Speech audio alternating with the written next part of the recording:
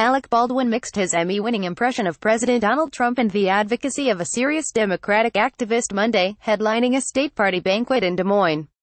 The actor, known lately for his recurring role on Saturday Night Live, wowed more than 2,000 party faithful, at times slipping into the Trump spoof but urging them to work harder than they did in 2016, when Trump carried the state.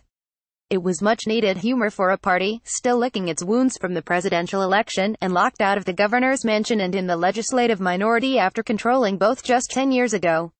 Baldwin donned his contorted faux Trump scowl and joked about Democrats' annual Jefferson-Jackson banquets, named for past Democratic presidents, but which his character confused.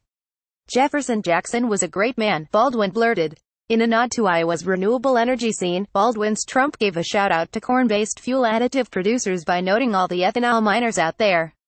That was after he took the stage, posing first as a professor at the defunct Trump University, touting course listings such as political science fiction, and featuring members of Trump's cabinet as the faculty. "Jeff Sessions will be teaching a class. He just can't remember which one," Baldwin quipped, in a reference to Attorney General Jeff Sessions, who testified this month he had forgotten about a Trump campaign meeting where an aide suggested a Trump meeting in Russia.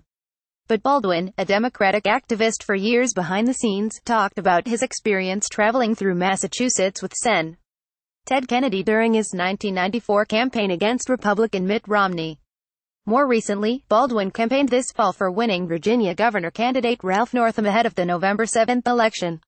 Baldwin impersonated former President Bill Clinton, less for laughs than to remind the audience of the former president's advice that the investigation into Russian connections with the Trump campaign is less advisable for the party than persuading voters to support Democrats. Baldwin called on Iowa Democrats, also still smarting over the bitter 2016 presidential caucus fight between Hillary Clinton and Bernie Sanders, to unite after the 2018 gubernatorial primary, now featuring 7 candidates. "I want you to take the pledge right now and come together," Baldwin said. With one last joke, he implored Americans to send Trump to a retirement home in Moscow where he belongs. And he brought the crowd to its feet with his final request: "Let's make America America again."